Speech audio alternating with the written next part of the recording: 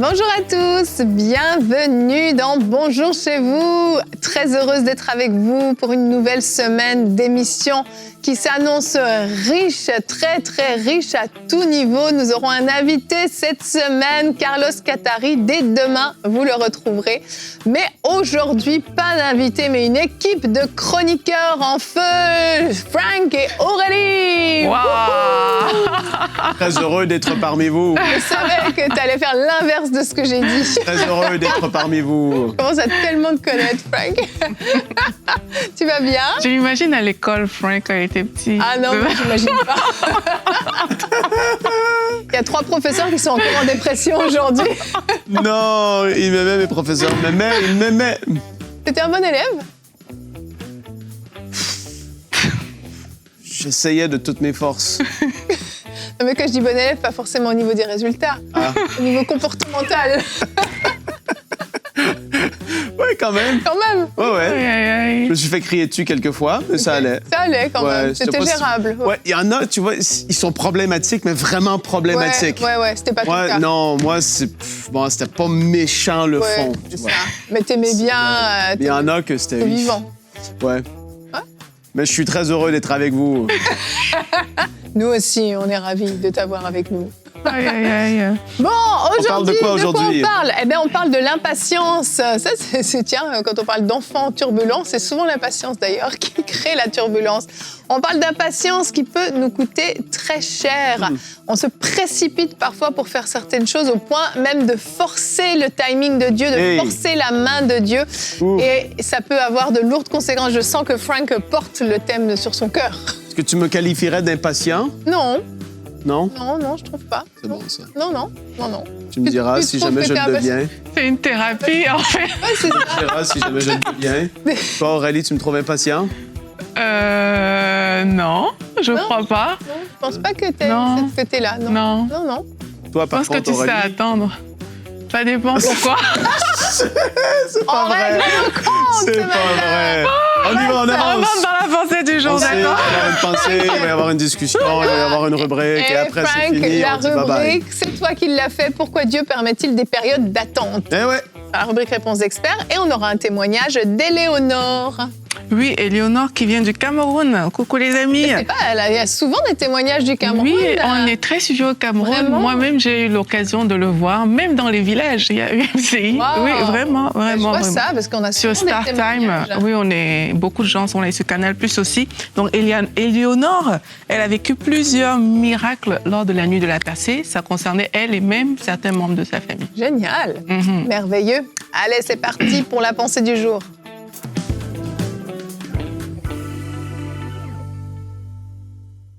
L'impatience peut coûter cher, comme le titre de cette émission nous le dit.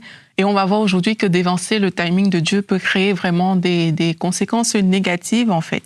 Et dans la Bible, on a des exemples, on a plusieurs exemples des personnes qui ont voulu dévancer le timing et ça n'a pas fonctionné. On a Saül, par exemple. Vous savez qu'il a offert le sacrifice trop tôt. Pourquoi? Parce que dans la Bible, 1 Samuel 13, ça dit « Il attendit 7 jours, selon le terme fixé par Samuel, mais Samuel n'arrivait pas à Gilgal, et le peuple se dispersait loin de Saül. Et alors qu'il attendait, on dit, Saül dit « Amenez-moi l'holocauste et les sacrifices d'action de grâce », et il offrit l'holocauste.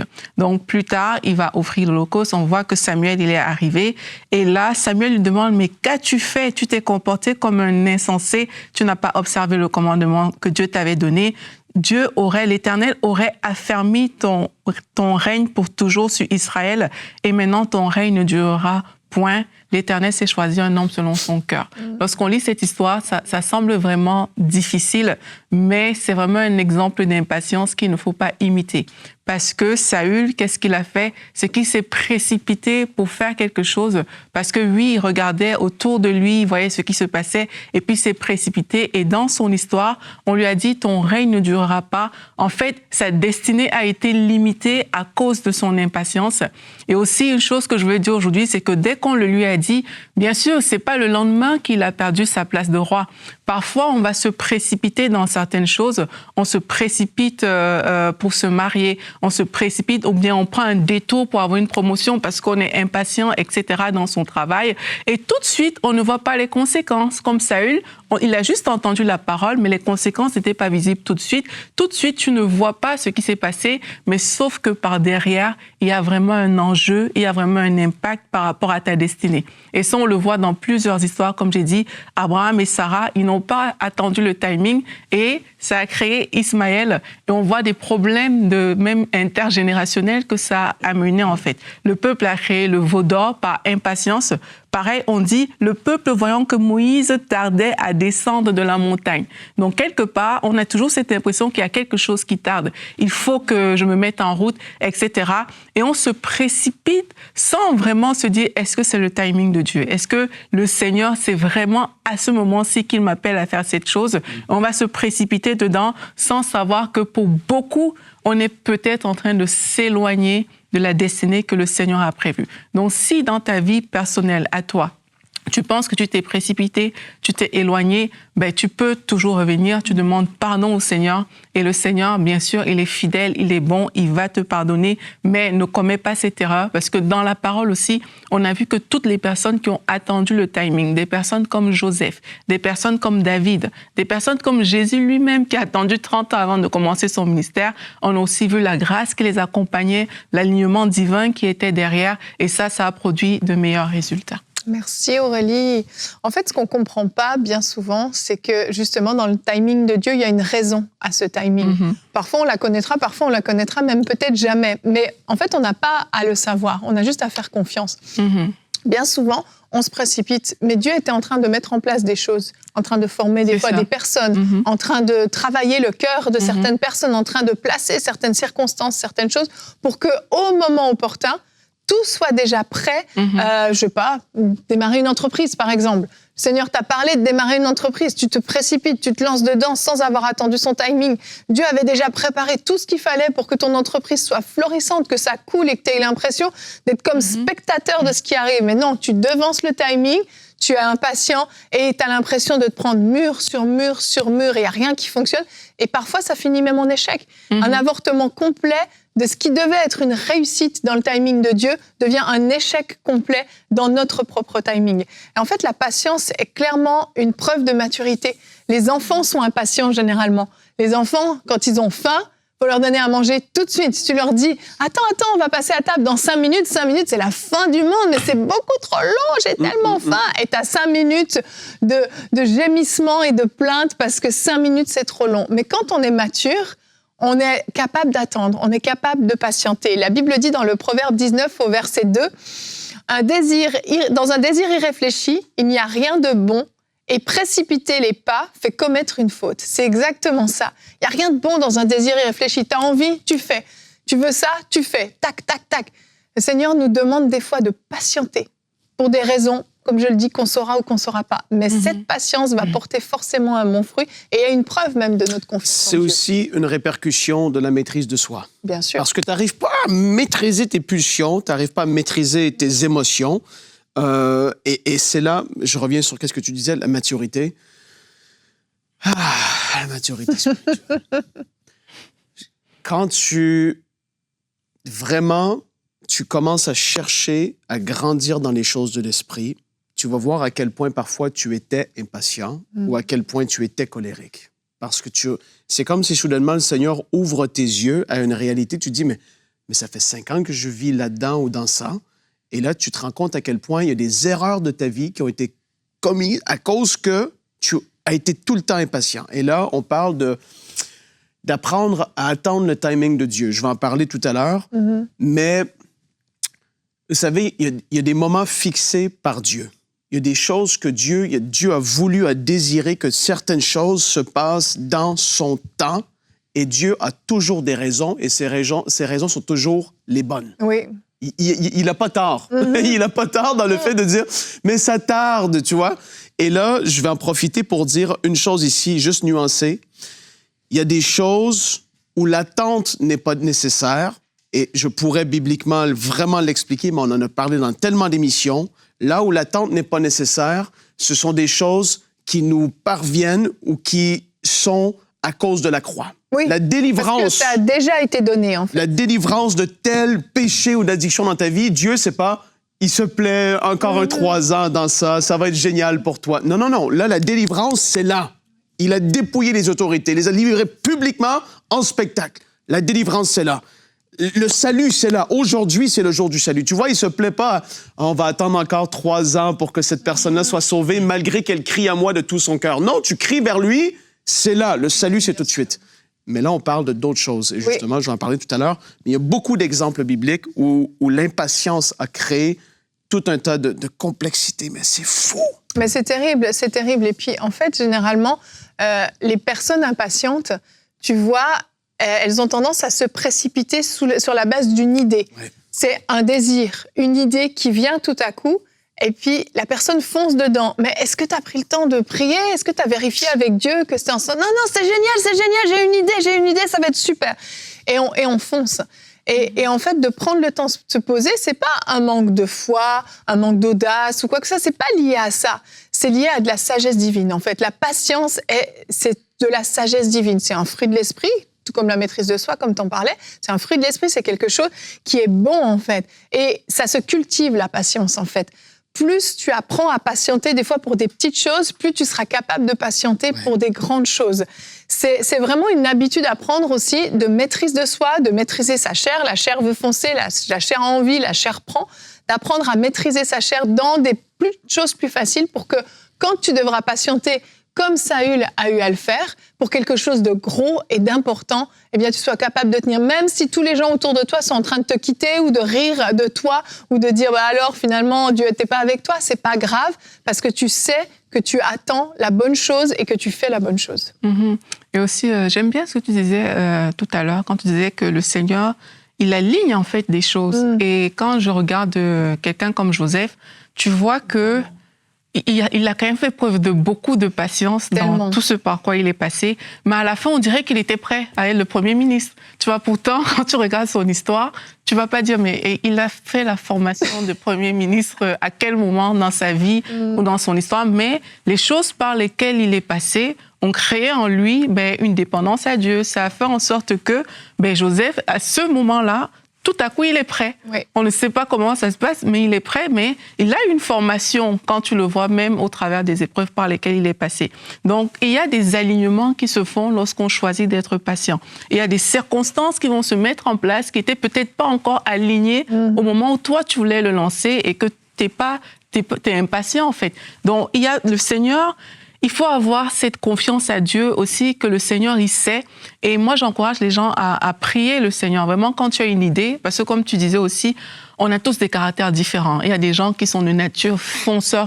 Il y a des personnes qui vont être plus dans le ralenti. Mais on est tous différents et il faut apprendre à prier le Seigneur pour lui demander, est-ce que ça vient vraiment de toi? Et si ça vient de toi, comme Marie a dit, comment cela se fera-t-il?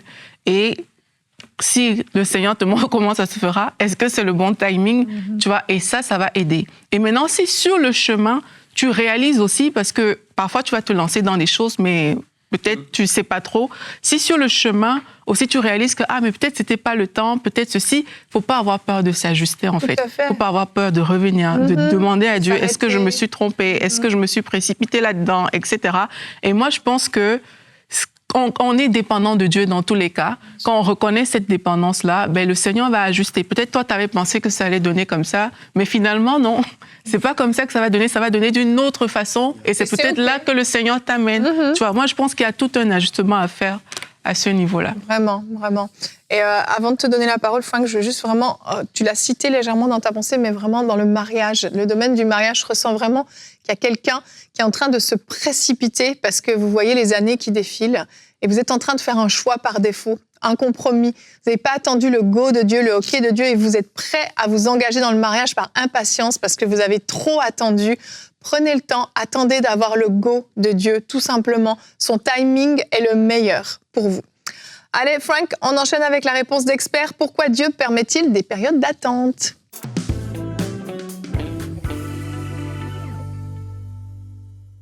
Très bonne question. On va voir en gros, en fait, dans la Bible, il y a beaucoup de personnes qui ont dû passer par des périodes d'attente. Mais en fait, chaque personne dans l'histoire de l'humanité a dû attendre, à un moment donné, quelque chose. Il n'y a jamais rien d'instantané, mais c'est là où est-ce que ça devient délicat, c'est parce qu'on a de plus en plus tout au bout des doigts. Et lorsque tu dois manifester de la patience dans l'attente, tu as envie de crier, tu as envie de dire « Mais c'est pas possible, c'est là, le Seigneur m'a parlé, il m'a dit que je serais le prophète de la galaxie internationale et c'est là que je dois entrer dans ça parce que j'ai 22 ans et j'ai le feu qui est là et ça brûle. » Ouais, mais justement, c'est la preuve que tu n'es pas prêt. En fait, il faut apprendre à comprendre que le Seigneur a des saisons et des timings. Regardez dans la Bible, Abraham et Sarah, ils ont attendu. Ouf! Jacob pour Rachel, lui a été meilleur que moi. Moi, j'ai 7 ans. Après un coup comme il a vécu, tu te réveilles le lendemain, c'est pas la bonne femme. Tu fais, c'est quoi? C'est que 7 ans encore. Très patient. Moïse dans le désert, 40 ans. C'est le résumé de cette histoire. Tu vois, c'est comme ça. C'est David, moins roi, mais il entre dans la royauté bien plus tard. Mais on le sait qu'il a été façonné. Habakkuk, ça, je vais lire le verset tout à l'heure. Siméon, ça, c'est tellement bien. Siméon. Mais c'est quand la dernière fois tu as entendu une prédication qui tourne autour de Siméon? Tu vas me dire sûrement, peut-être jamais de ma vie. Pourtant, Siméon a reçu une promesse de Dieu qu'il ne mourrait pas avant d'avoir vu le salut d'Israël, le Messie, celui qui avait été promis.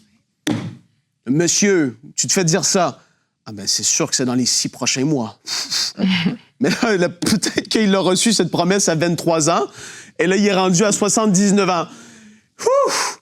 Ça développe une constance, une patience, ça développe un attachement à Dieu dans la promesse qu'il t'a donnée de dire, Seigneur, des fois, je suis pressé, mais toi, tu ne l'es pas, mais je sais que ce que tu as promis, tu vas l'accomplir. Amen. Paul, avant d'entrer dans le ministère, l'appel percutant le chemin de Damas, mais il se retrouve des années en formation à un endroit loin même de l'Église primitive où est-ce qu'il a été façonné, a été visité par Jésus lui-même. Il y a eu une période avant que Paul devienne Paul qu'on connaît. Il y a eu plusieurs années de formation qui ont été pas simples. Les 120 dans la chambre haute, tu dis, mais l'Esprit va descendre tout de suite. Et là, c'est drôle parce que je parle des petites attentes. Les 120 dans la chambre haute, ils n'ont pas attendu 3 ans. Ils étaient là quelques jours. Mais ça a été quand même des journées d'attente où quand tu te fais dire une promesse, parfois tu penses c'est tout de suite, c'est demain, c'est dans 2 heures. Mais tu penses aux sœurs de Lazare. Là, c'est pas un long délai d'attente de 3 ans. Mais là, il est mourant et il est mort. Et Jésus dit, non, attends, ce sera pas long, j'arrive, je suis en route. Il y a des moments d'attente comme ça, c'est 2 jours, mais ça paraît d'une décennie. Peut-être que c'est dans cette situation que tu te retrouves en ce moment. C'est court, le moment d'intervention, c'est là que ça doit se faire. Mais tu te dis, c'est long, terrible, Seigneur. Joseph, dans Genèse 37 à 50, comme Aurélien nous parlait tout à l'heure. Mais l'attente, c'était long, l'attente. Mais pourtant, il a vu la parole de Dieu, la promesse de Dieu s'accomplir. Donc là, qu'est-ce qu'on apprend dans ça? Habakkuk 2, les versets 1 à 3. J'ai fait exprès de t'énumérer toutes ces histoires parce que je veux que tu te retrouves. Et dans la rubrique, tu vas devoir, à un moment donné, il y a une pépite qui va ressortir. Je ne vais pas entrer dans une vie et la décortiquer, tout ça. Non, je vais donner plein de points de pourquoi ça peut tarder, l'attente. Et à la fin, vous allez voir que même à EMCI, on a attendu longtemps parfois. Et ça développe quelque chose en toi, en fait. C'est extraordinaire comment Dieu fait les choses. Habakkuk, chapitre 2, les versets 1 à 3. « Je veux être à mon poste et me tenir sur la tour. Je veux veiller pour voir ce que l'Éternel me dira et ce que je répliquerai à mes reproches. » Il est là, il veut entendre. Verset 2. « L'Éternel m'a répondu et a dit, « Mets la vision par écrit. » Vous connaissez le verset. « Grave-la sur des tables afin qu'on la lise couramment. » En effet, c'est encore une vision, c'est-à-dire c'est là, c'est une vision, tu vois quelque chose. Il est en train de lui dire, écris-la, rends-la concrète. C'est encore une vision qui concerne un moment fixé, c'est-à-dire Dieu, dans l'éternité passée, il a fixé des moments, comme le retour de Jésus. C'est un moment que le Père connaît, lui seul, et c'est un moment fixé que Dieu a établi ça. Tout comme la première venue de Jésus, c'était à un moment fixé. C'était le timing divin que Dieu avait établi parce qu'il est Dieu et parce qu'il décide ainsi. Il dit, ça concerne un moment fixé, elle parle de la fin et ne mentira pas. Si elle tarde, attends-la, car elle s'accomplira certainement. C'est une période de formation.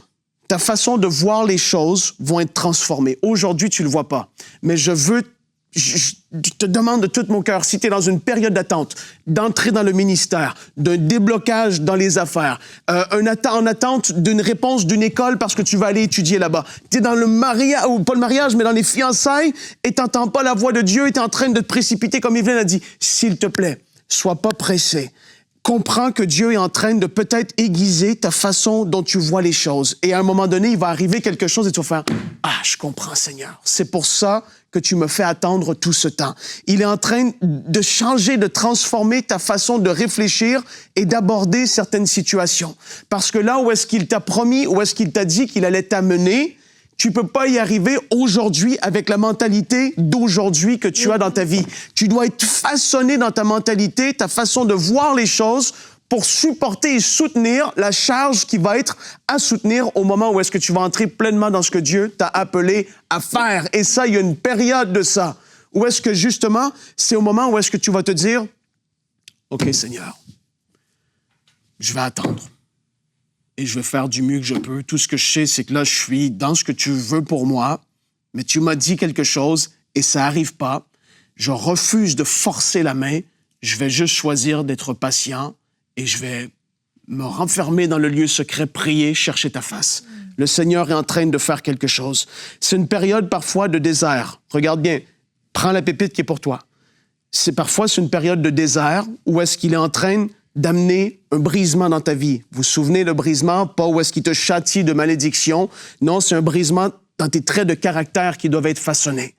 À cause de l'impatience que tu as manifestée toute ta vie, il est en train de briser certaines choses en toi où est-ce que justement, tu en viens à « Seigneur, je te fais confiance. » Et là, il te dit « Maintenant, je peux agir. Maintenant, je peux ouvrir telle porte. » C'est en train de te pousser à un attachement à Dieu qui est beaucoup plus profonde que qu'est-ce que tu as vécu auparavant. Parce que t'es dans l'attente, Dieu est en train de te dire, et il t'appelle parfois par son silence, il te parle et il te dit « Approche-toi de moi, je veux te parler. » Et tu te dis « Mais je suis dans le désert, Frank, ça fait déjà 8 mois. » Ouais, je l'ai été aussi et ça a déjà été plus long que ça. Mais dans ce désert, à un moment donné, la parole de l'Éternel se fait entendre et soudainement, les choses se débloquent et c'est surnaturel l'accélération que tu peux vivre juste parce que tu as été patient. Tu as entendu sa voix et tu t'es laissé façonner dans le désert. C'est pas simple, mais ça prend ça dans la vie. Tu ne pourras pas accomplir de grandes choses si tu ne passes pas par ces moments de désert, d'attente, de où est-ce qu'il te façonne parce que tu te dis « Non, je suis prêt à faire cela. » Oui, quand tu es jeune, tu as plein de zèle et de fougue, mais tu n'as souvent pas la sagesse qui va avec et tu vas te planter. Tu vas être une étoile filante qui paraît un moment et tout le monde va acclamer « Wow, les followers, les likes, les commentaires! » Et toi, tu te prends la grosse tête parce que tu n'as pas la sagesse que t'as appris l'attente et le fait d'être patient devant le Seigneur. Toutes ces choses-là vont forger ton caractère qui vont faire qu'à un moment donné, tu vas te ficher de tout ça. Et tu vas dire « Seigneur, je me sens comme une personne brisée, morte entre tes mains. Fais ce que tu veux avec moi. » C'est une période où est-ce que tu vas démontrer ta foi en Dieu. Dans cette période, au lieu de crier injustice devant les hommes, au lieu de manipuler, tu vois, parce que des fois, parce que tu es impatient, tu tombes dans la manipulation, les mensonges, tu veux forcer les portes et tu te dis, c'est comme ça que je vais y arriver, parce que c'est les violents qui s'emparent du royaume de Dieu. Ben non, en fait, là tu comprends pas.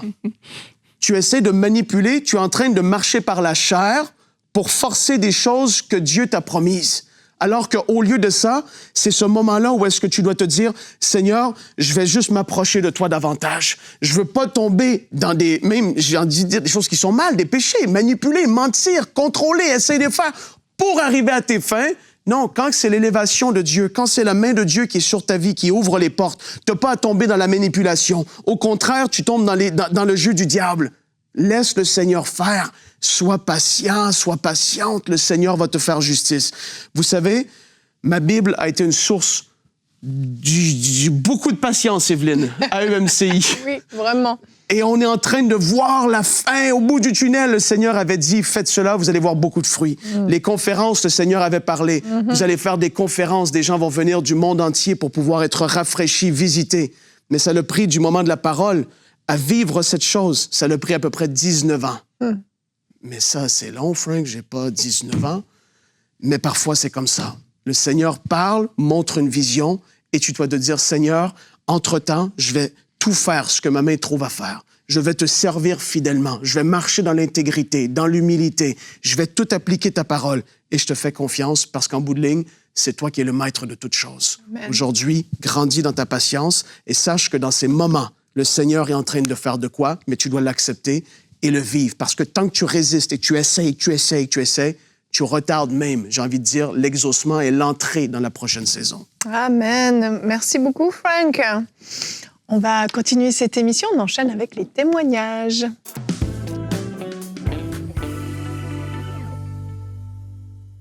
Donc, c'est l'histoire d'Éléonore, comme on a dit. Et Éléonore nous dit qu'elle était en baisse de foi. Et alors qu'il y a eu la nuit de la percée, elle dit « ça m'a beaucoup aidé à me reconnecter à Christ et à faire de toutes ces voix de dépression dans ma tête qui me poussaient... » Je me suis perdue dans mes notes. Et à faire taire. J'ai oublié le mot taire. Il manquait le mot taire. Donc, la nuit de la percée, les voix de dépression, elle dit qu'elle avait dans sa tête, mais ces voix-là ont été exterminées. Voilà, je dis ça simplement, et puis voilà, ça marche. Maintenant, elle parle de sa sœur. Elle dit aussi que mais pendant ce temps-là, sa sœur était avec elle, et sa sœur, elle souffrait d'une carie depuis plusieurs jours. Et pendant la prière, sa sœur a été miraculeusement guérie. Jusqu'à aujourd'hui, elle n'a plus jamais eu mal. Et elle dit aussi que, vu qu'elles sont étudiantes et qu'elles habitent loin de leurs parents, elles n'avaient plus de provisions. Et dès le lendemain, sans même demander, sans faire une prière spéciale pour ça, elle dit, des membres de leur famille leur ont envoyé de l'argent. Donc, le Seigneur agit dans différents domaines. Et elle conclut en nous disant, je suis tellement reconnaissante au Seigneur pour tous ses bienfaits et son amour. Il fait tellement chaque jour dans nos vies. Soyez bénis pour tout le bien que vous nous faites avec tant d'amour. Que Dieu vous le rende au centuple. Merci. Donc, ça, c'est l'histoire d'Éléonore qui a été touchée pendant la nuit de la percée ainsi que sa sœur. Et on bénit le Seigneur pour ces témoignages. Et on bénit également le Seigneur pour vous tous qui prenez le temps de participer dans les différentes campagnes qu'on fait ici à EMCI, parce qu'on croit que si on peut vivre des témoignages comme ça, c'est parce qu'il y a des personnes comme vous qui êtes là à nous soutenir comme des partenaires pour permettre que des nuits de la percée soient diffusées, pour permettre, Frank a parlé de ma Bible, que dans ma Bible on puisse aller plus loin, que les conférences soient faites. Il y a des personnes qui sont derrière et c'est vous, chers partenaires. Et pour ça, on veut vous dire merci de tout notre cœur. Si Éléonore peut raconter cette histoire aujourd'hui, c'est parce que le Seigneur s'est servi de vous. Et si vous aussi, vous voulez devenir partenaire, n'hésitez pas. Aujourd'hui, c'est un bon jour pour le devenir. Vous pouvez aller sur emcitv.com/don et rejoindre cette belle famille de partenaires pour qu'ensemble, on puisse écrire cette belle histoire qui touche plusieurs vies. Oh, gloire à Dieu. Merci, Aurélie. Ça a été une nuit de la percée, hein? Yep. Pour Éléonore, effectivement. C'est la percée, là. Et en plus, j'étais en train de me dire, on a vraiment des sections dans la nuit de la percée, mais guérison intérieure, guérison physique, provision financière. Elle a fait les blocs. Gloire à Dieu. Je vous le disais en introduction, cette semaine, donc dès demain, nous aurons un invité, Carlos Catari, et on va parler de notre identité de fils et filles de Dieu. Il nous expliquera ce que ça signifie exactement d'être enfant de Dieu. Vous allez le voir, Carlos a plusieurs révélations de par son background et ça va être extrêmement enrichissant. Alors on vous dit à demain et bonjour chez vous.